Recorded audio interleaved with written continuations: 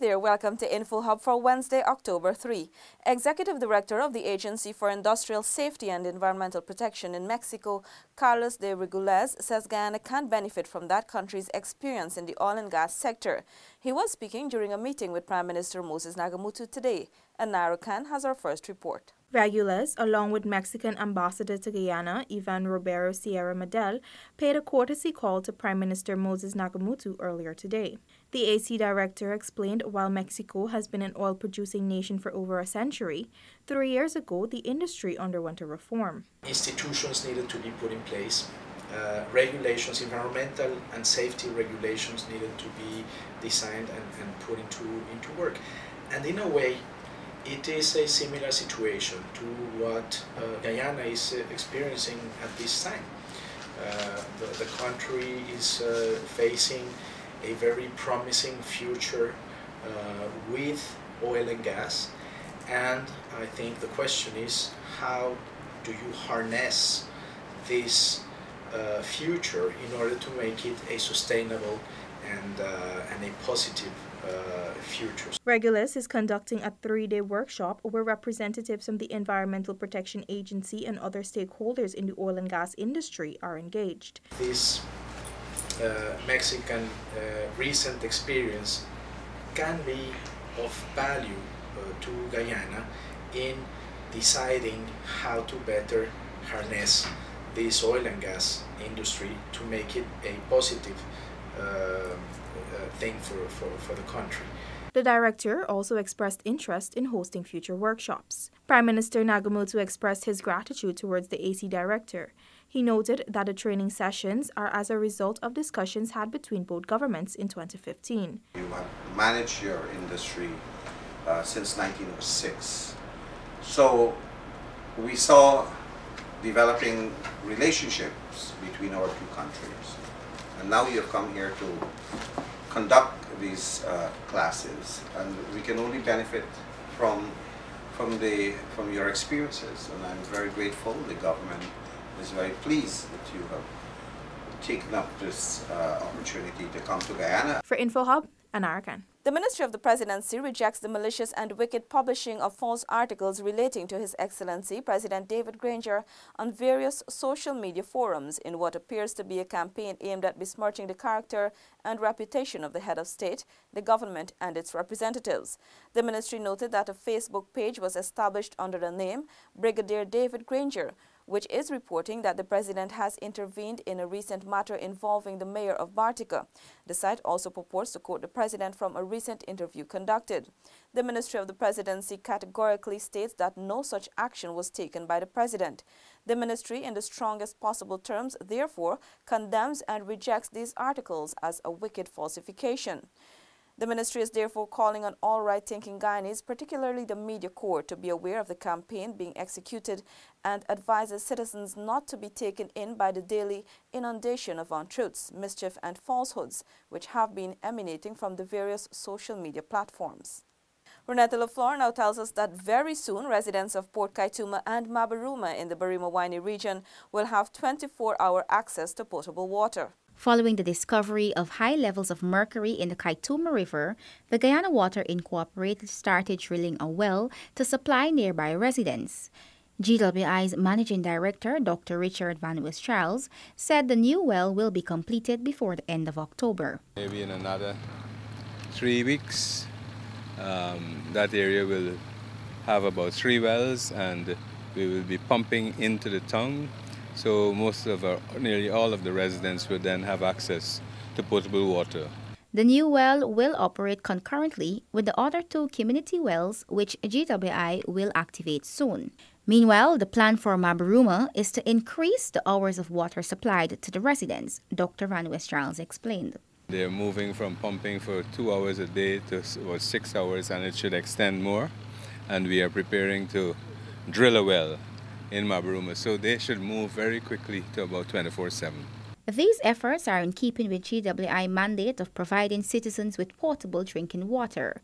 The sum of $3.2 billion have been allocated to GWI in the 2018 budget towards this cause. Renetta LaFleur for InfoHub. Residents of South Rupununi can now travel with ease to and from their communities following upgrades to several roads in various communities. Renetta joins us again. The relief came within 3 weeks following work by the Ministry of Public Infrastructure to repair access roads and bridges to facilitate the drilling of wells in South Rupununi. Hinterland engineer Jeffrey Walcott. It was a good experience in terms of having to deal with a lot of different constraints, because for a long time we haven't done much work in the Deep South, and it was a good opportunity to kind of do an assessment as well as to rehabilitate some of the roads. With the work that we were able to accomplish, we'd like to come back in the new year and get even more work done, because the distance that you have to cover, it's immense. A lot of the areas have been untouched for a very long time, and I think it's essential based on the kind of work that we're seeing and the transformation that it's having in the areas that we have to continue. Roads from Lethem to Aishalton and from Aishalton to Shia were completed, while works will commence shortly from Aishalton to Baishaidrum. Walcott said the ministry has experienced some major challenges during the execution of the project. The areas themselves are very difficult to get to, and the Deep South is one of the, it's quite remote. And it takes an extensive amount of resources to mobilize to these areas, especially with contractors who are not within the region. So that being considered, the areas, we just come out of an extensive wet season, and the damage to the roads was quite tremendous. So I think all in all, it's not something that we were unable to overcome, but there were significant challenges at the start. According to Walcott, there will be continued maintenance of the roads during the well drilling exercise, expected to be completed by November. Plans are in train to have the roads maintenance catered for in the 2019 budget. Renetta LaFleur for InfoHub. Staying on treatment for HIV can lead to a normal, healthy life. Remain on treatment once you've started. Don't share or use someone else's pills. Staying on your medication not only helps to improve your quality of life, but decreases the risk of HIV transmission to others. A message from USAID, PEPFAR, Advancing Partners and Communities Guyana, NAPS, and the Ministry of Public Health. Welcome back. Guyana's first credit bureau, Credit Info, is calling on loan agencies and citizens desirous of acquiring loans to utilize its services. This will ensure an easy and swifter financial experience. Stacey Carmichael has the details. Credit Info's Chief Executive Officer Judy Semple Joseph said the bureau offers strategic advantages for existing and potential lenders. The services assist consumers in building better credit profiles, thus enhancing their chances of accessing loans. She explained the agency's importance in accordance with existing legislation. Whether we like it or not, Credit Info operates under the legislation. It's the Credit Reporting Act of 2010 and the Credit Reporting Amendment Act of 2016. And embodied in that act is the fact that lenders must hold credit reports, and the fact for every application for credit, and also the fact that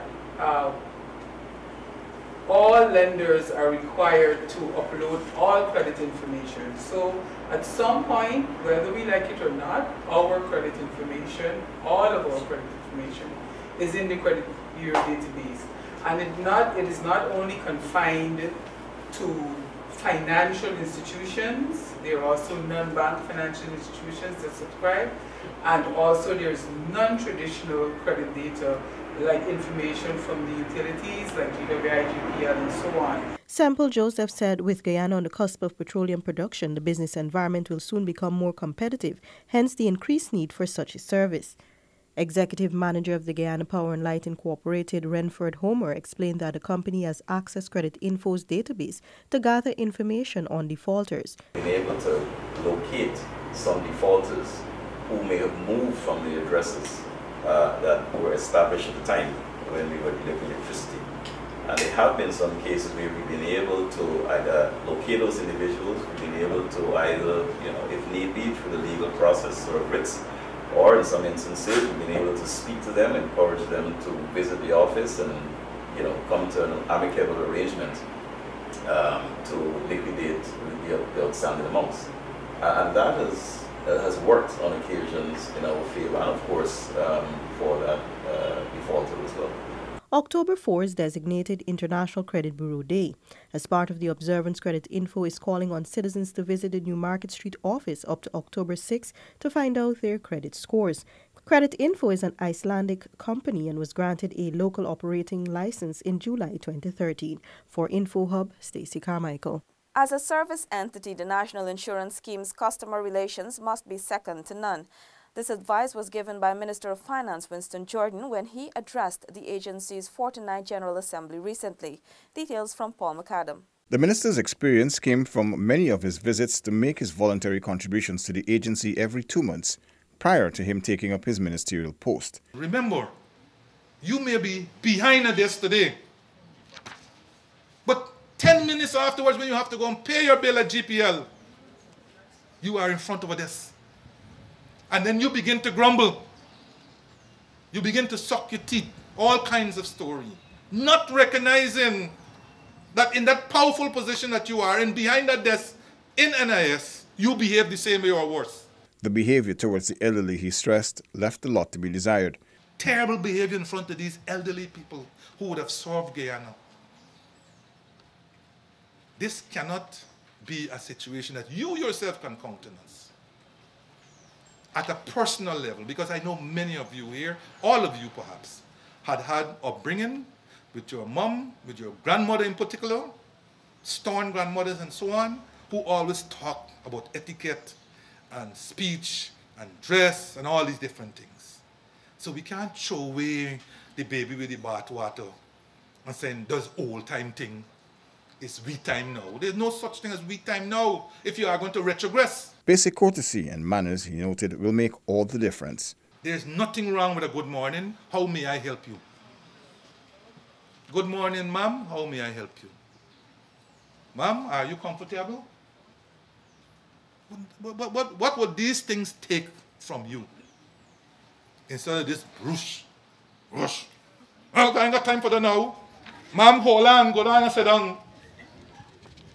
I've seen these things. I've seen it, and it cannot make you proud. So today, as we celebrate and we praise each other and we think and so on, spare a thought for tomorrow when you'll be back at work and have to deal with your clientele. They're the reason why you were behind that desk. Because if they didn't make any contribution, you have no need to be behind that desk. You don't have any reason to go and give them anything now. So spare a thought how we do customer relations and remove ourselves from these robotic, disengaged, disrespectful, and unprofessional approach to our work. We need a revolutionary change in our attitude. The need for change is at all government agencies and not just the NIS, the minister reminded. Paul McAdam for InfoHub. It's Breast Cancer Awareness Month. Today we feature 54-year-old Anna DeMorris, a breast cancer survivor, now battling vaginal cancer. Here's more. In 2008, DeMorris was diagnosed with cancer in her right breast. Shortly after that, the cancer spread to her lungs. In 2015, she was once again diagnosed with breast cancer, but this time it was in her left breast. She fought against the disease for 10 years and is now battling with her most recent diagnosis of vaginal cancer. Well, I was diagnosed in 2008, the 29th of August, and I did surgery October 2008, the 19th, and by the December, it got to my lungs. I had 13 months of chemotherapy. Doctors give me up to die. After it go to the lungs, I wasn't breathing properly. I couldn't sleep. I had to sit down and sleep. And, you know, it was very uncomfortable. Fever was going to my head. Yeah, doctors give up on me. By 2015, it come now to the left side breast. So, doctors told me, I take it a little hard then when I know that it come back to the left side breast, because from the right breast to the lungs and now to the left side breast, I go through 6 months of chemotherapy and I take off the breast. In 2018 of this year, March, I was diagnosed with cancer again. 4 times. I did 25 sessions but I take it very hard. I take it very hard. I could tell people I take this hard because, you know, I didn't expect it. I bore along in the doctor's office. They said, leave me, let me cry it out. And the next thing the order was radiation. DeMorris highlighted that since her first diagnosis, the overwhelming support she has received has been instrumental in overcoming the challenges of 4 separate diagnoses. Many times, she said she felt like giving up, however, she has now chosen advocacy. People must not be afraid to speak out and to get help because treatment is important. When somebody diagnosed with cancer, they must not give up and turn away from treatment. We have the oncology unit. We have the gynae at the Georgetown Hospital, right? We have the Cancer Institute. We have treatment. Through efforts by the government and organizations like the Giving Hope Foundation and the Beacon Foundation, DeMorris will travel to Suriname to undergo radiation therapy to treat the vaginal cancer. For InfoHub, Delicia Haynes. Remember, annual mammograms can detect cancer early. Get your breasts checked. That's all for this evening. Connect with us on WhatsApp, social media, and our website at dpi.gov.gy. We leave you now with your bridge and weather reports. Goodbye.